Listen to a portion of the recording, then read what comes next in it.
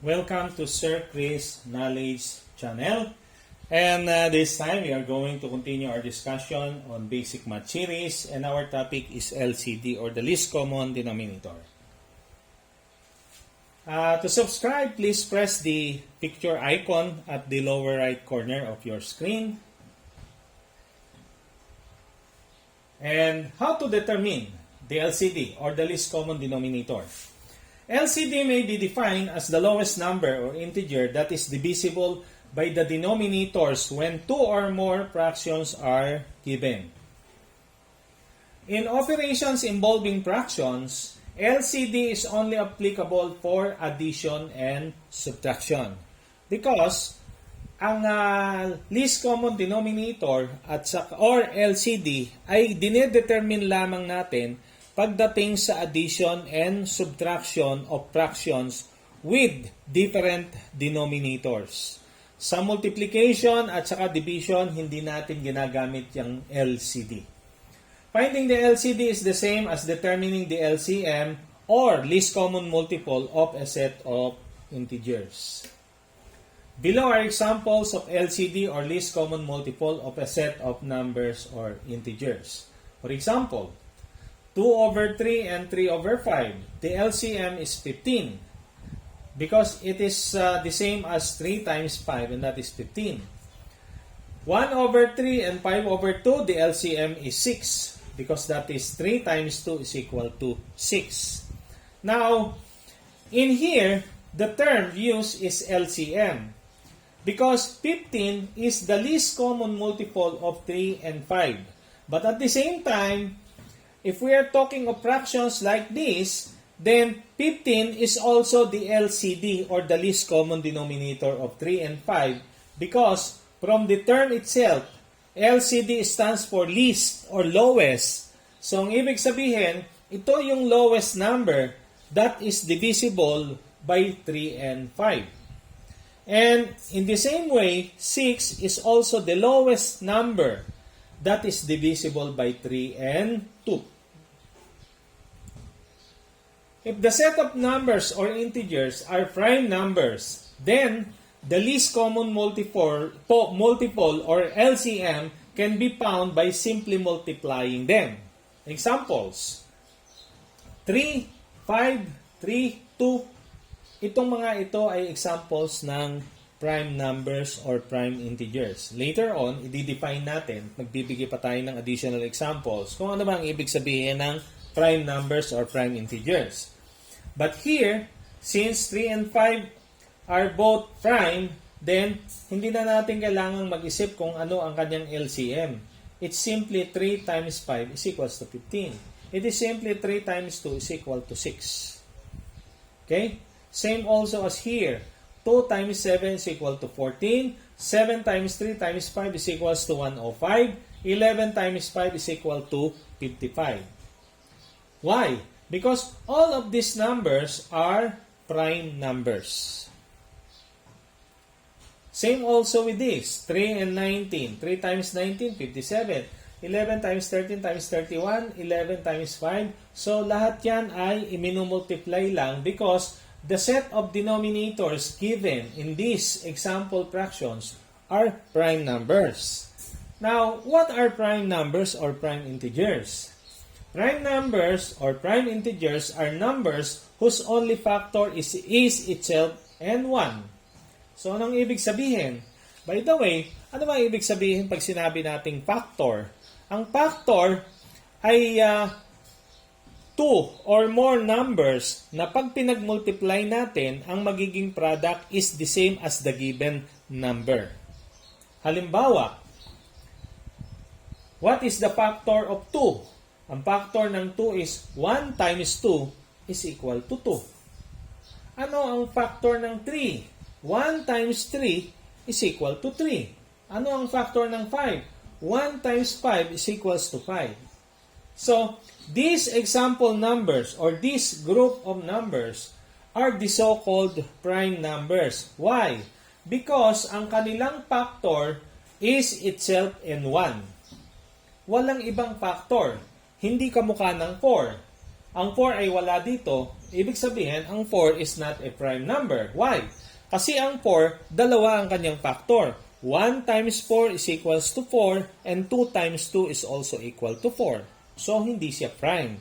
Ang prime numbers ay yung mga numbers na ang kanilang factor ay yung sarili lamang at saka 1. 10 is not here because 10 is not a prime number because ang 10 ay hindi lamang isa ang kanyang factor. Ang 10, ang factor niya ay 1 times 10 at saka 2 times 5.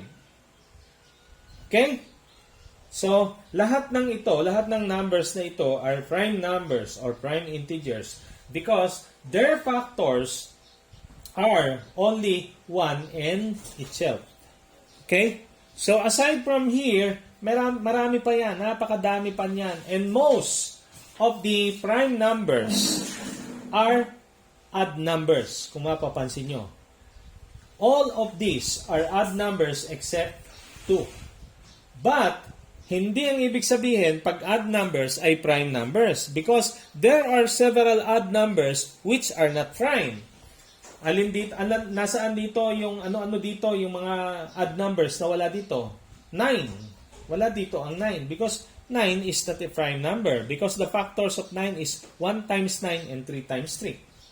Ang 15 is an odd number pero wala siya rito because ang factors ng 15 is 1 times 15 and 3 times 5. And also 21 and also 33 and so on. No?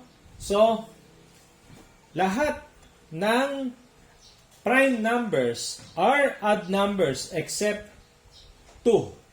Pero hindi lahat ng odd numbers are prime numbers. Okay? So let us continue.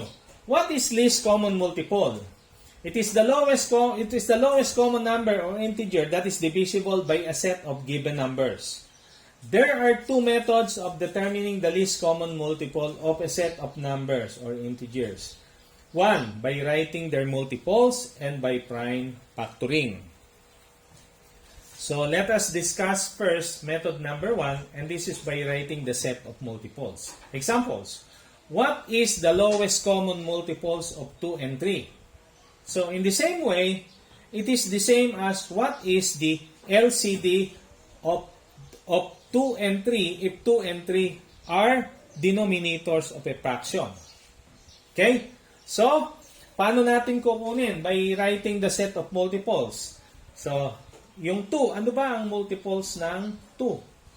So, that is 1 times 2, 2 times 2, 3 times 2, 4 times 2, 5 times 2, 6 times 2, 7 times 2, 8 times 2, so on and so on. So, yun ang multiple ng 2. Okay? So, ang ibig sabihin ng multiple is, pag sinabing multiple of 2, so i-multiply natin yung 2 ng times 1, times 2, times 3, times 4, times 5, so on and so forth. Pag sinabing what is the multiple, what are the multiple of 3? Then yung 3 ay i-multiply natin ng times 1, times 2, times 3, times 4, etc., etc. Another example, what's the multiple of 5? E di yung 1 times 5, 2 times 5, 3 times 5, so on and so forth. So that's it. So if we are going to write the multiples of 2 and the multiples of 3, then let us try to take a look. Alin yung common multiple ng 2 and 3 na pinaka maliit diyan sa set of multiples na yan, and that is 6.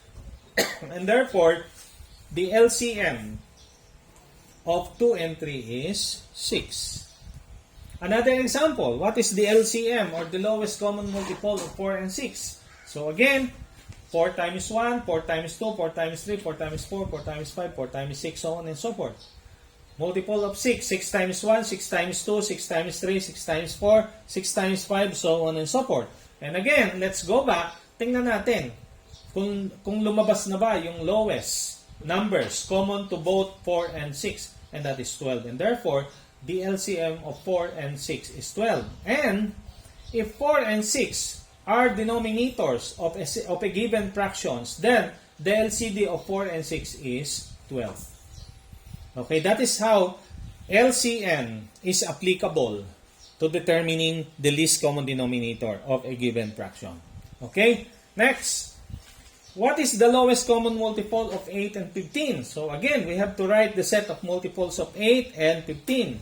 So that is 8 times 1, 8 times 2, 8 times 3, so on and so forth. 15 times 1, 15 times 2, 15 times 3, 15 times 4, so on and so forth. And hanapin natin kung nasaan yung the same numbers or the same multiple for 8 and 15, and that is 120. So, the LCM of 8 and 15 is 120. And if 8 and 15 are denominators of a set of fractions, then the LCD is 120 also. Okay? So, applying to solving problems on fraction, so 3 over 5 plus 6 over 8. So, the first denominator is 5, the second denominator is 8. So, let's try to determine ano yung kanilang common multiple, and that is 40. Kaya ang ating LCD is 40. 40 divided by 5 is 8 times 3 is 24. 40 divided by 8 is 5 times 6 is equals to 30. So, 24 plus 30 is 54 over 40. And this is just, oh, I'm sorry. I got a mistake here. This should be 27 over 20. Because 54 divided by 2 is 27 and 40 divided by 2 is 20. Okay? So, this should be 27 over 20. Okay? Okay, another example is 4 over 6 plus 5 over 15. And these are the set of multiples of 6, and these are the set of multiples of 15. And we can obviously see that 30 is the LCM, and again, that 30 is also our LCD. So 30 divided by 6 is 5, times 4 is equal to 20. 30 divided by 15 is 4, times 5 is equals to 30 divided by 15 is 2, times 5 is equals to 10, and therefore the answer is 30 over 30, and that is equal to 1. Method number 2 is by prime factoring. Another method is by finding the prime factors of each denominator. Then multiply all the distinct prime factors found. Example, 3 over 5 and 6 over 8. Okay? So, what is the prime factor of 5? So, there is only one factor. Because 5 is a prime number, so that is 1 times 5. Now, the prime factor of 8 is equals to 2 times 2 times 2. 2 times 4 is not yet the prime factor of 8 because 4 is still factorable. Okay? So, therefore, this is 2. And then 4 is 2 times 2. So, that is 2 raised to the third power. So, therefore, to determine the LCD by prime factorization, it is 5 times 2 cube. And 5 times 2 cube is equal to 40. That's why our LCD here is 40. Another example. The denominators here are 6 and 15. So, what is the prime factor of 6? 2 times 3. What's the prime factor of 15? 3 times 5. Okay? Now, in finding the LCD by multiplying all the prime factors, if there are numbers or prime factors appeared to be the same, then we will use only that number once. Kamukha dito, 2 times 3, then 3 times 5. Yung 3 common, so isang beses lang natin siya gagamitin. Kaya ang lalabas na ating factor dito ay 2 times 3 times 5, and that's equals to 30. That's why our LCD is 3. Okay? The same way here. 3 over 6 plus 5 over 15 plus 4 over 21. So we have 3 denominators here who are not the same. 6, 15, and 21. And determining their prime factors, 2 times 3, 3 times 5, and 5 times 7. So, tatlong beses lumabas yung 3 common. So, isang beses lang siyang gagamitin. Okay? So, therefore, this is 2 times 3 times 5 times 7, and that is 210. So, the LCD is 210. Okay, so thank you for watching. And please subscribe to Sir Chris Knowledge channel by pressing this picture icon at the lower right corner of your screen, or type Sir Chris Knowledge channel on YouTube search bar.